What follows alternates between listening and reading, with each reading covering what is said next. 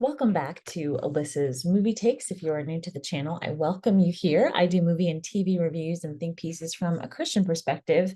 Tonight, I'm going to be looking at A Haunting in Venice. But before I jump into that, I want to talk about three categories that I'm going to start using on my videos that help us to look at what are the movie's takeaways. And I've broken it down into three kind of fun categories. And the first one I have is sand, like a beachy sand. So as I look at these films, I'm going to be looking at the angle, like what in this movie is just entertaining? That's going to qualify as sand. It's not something to stake your life on. This can just be a great time at the movies and it doesn't have to be substantive. What did this movie do well? And what did this movie do that was just pure fun?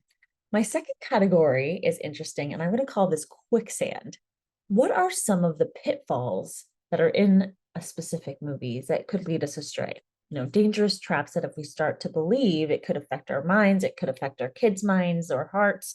And there's wisdom in the Colossian verse that we should be careful and not be taken captive by deceptive philosophies that are based on human tradition rather than on Christ. So I'm going to be breaking down some of those.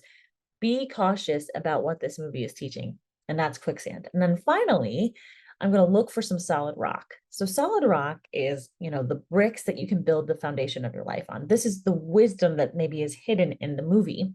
And it will also just take a look at what is something that we could use and apply to our lives. So that is our solid rock. So that's my third category. So I'm going to be doing this in my movies, the movies that I look at going forward for now, as I break down into these three categories. So with The Haunting in Venice, this is where I'm going to start.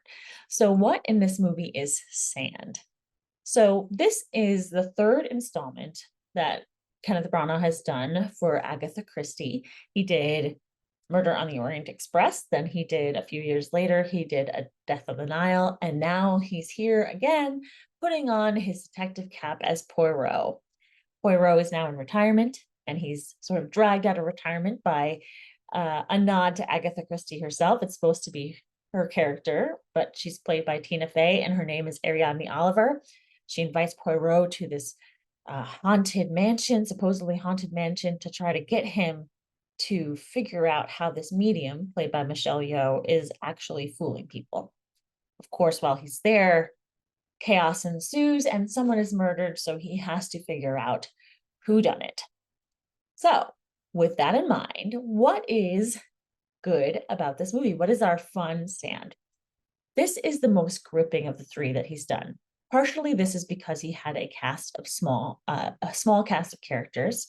He usually has a lot of celebrities smashed into one movie, and this one has fewer characters, so you get to know them all a little better. And also, he's becoming and leaning into a master of suspense in this. He gives us the right jump scares. He has the dark mood vibes and interesting shooting angles throughout this, to just create this really gripping murder mystery that's not breaking any barriers, but it's just also really good for what it is.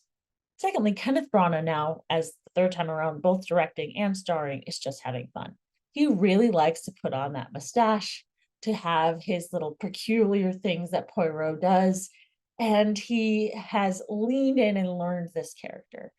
What's also fun is how he and Tina Fey, as this author and this detective, play off of each other. Their scenes together are fantastic. And Michelle Yeoh also does a great job of playing someone who is both incredibly intelligent and also a little bit sly.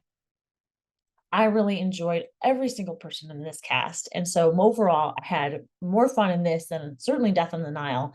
And Kenneth Branagh's version of Murder on the Orient Express is actually lower on of the versions that have been done. I think my favorite is the BBC version with David Suchet, and then Albert Finney's version, and then that's third. So this one I thought was just, Kenneth Branagh is learning all the tricks of the trade with a murder mystery. And so well done, Kenneth Branagh, on the sand piece. Now, what about our quicksand? So as I said, it's a Halloween party. So immediately this is going to give caution to some Christians. And Poirot is invited to sort of debunk a seance. Like, this author wants him to figure out what is going on in the seance. Is it actually a trick? Turns out in this one, tiny bit of a spoiler since this happens toward the beginning, that it seems like this one is. However, the whole idea of calling on the dead is not actually calling on the dead. You're calling on spirits, right? The spirits are familiar spirits who know things about the loved one and are able to bring that to light. Now, that is actually in a true seance, right? Where it's actually they're hearing voices and it's not some charlatan using tricks to fool people. But in the real scenario, when you actually do communicate with the dead, that is a spirit, not a person. It's not a spirit, not a ghost. A demon, not a ghost. And demons are not your friend. And so that might give Christians some pretty big pause. However, in my mind, because this is also showing the dangers of what can happen in a seance, that it's actually a pretty good introduction to somebody who may not understand why God lays out that we're not supposed to communicate with mediums, that we're not supposed to have these sort of like darker magic type rituals. And this one, because it's also coming at it from a logical perspective, is a good reason not to just dismiss it right away. The other piece that I thought was quicksand was their look at God. Poirot is, in this version, this is not true in the book, he's very cynical and he does not believe in God anymore. And that's because he's seen too much evil in the world. And so he says if he were to have to believe in ghosts, he would have to believe in evil. And if he had to believe in evil, he would have to believe in God. And they never really do a great job of resolving that conflict. And so I thought that the quicksand was that they were leaving it too much to the cynical Poirot to color the world for us. We want to be careful of that. And then finally, is there anything in this movie that's solid rock? So as I said, it does involve a seance, but it also could be used as a good discussion starter about the dangers of diving into the spiritual realm without Christ's protection. There's a little boy, 10 or 11 in this movie, who actually, they say, can communicate with the ghosts supposedly that live in the house, and they are his friends. Now, I know some people who do see in the spiritual realm, and they've had a similar experience where they started to have compassion on the ghosts or the demons that they saw. And the solid rock is we as Christians should be teaching people how to fix their eyes, not on what is seen, but what is unseen.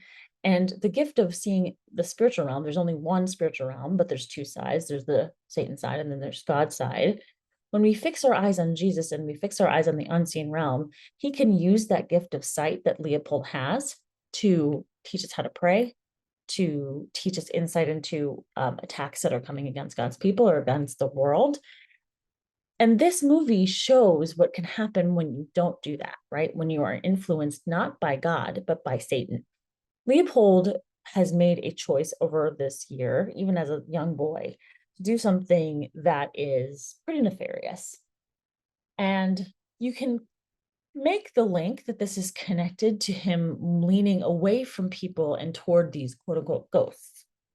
And so I think it would be a great way to have discussions with teenage level kids about what can happen when you're opening yourself up to these things in a way that doesn't actually allow you to have the same sort of glorification of evil that other movies that deal with seances do. It's mostly just a murder mystery. So I thought that these pieces were pretty well done. And as it was asking these sort of tough questions of like, is there life after death? That these might be good ways to not be, tell your kids that you don't need to be afraid, but also introduce them to this idea that we can play with things that are not good for us. So those were some brick moments in this movie. Finally, if I were to rank them in order, I would put my sand first, that mostly this is just a good time. And then the brick, right? So that it's teaching you some things about the unseen realm, some dangers of playing with spirits and ghosts.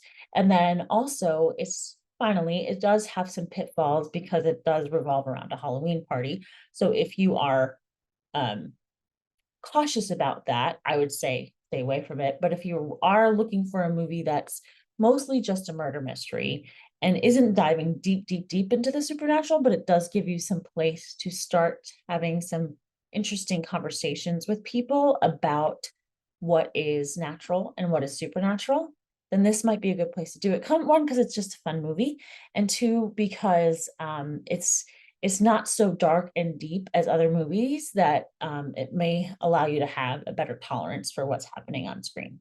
So that's my take on A Haunting in Venice. I hope you enjoyed this new way of looking at the takeaways from films. If you did, please feel free to subscribe, to share this video, to like it, and also to come back again and check out more content. Thank you so much for watching, and I will talk to you soon.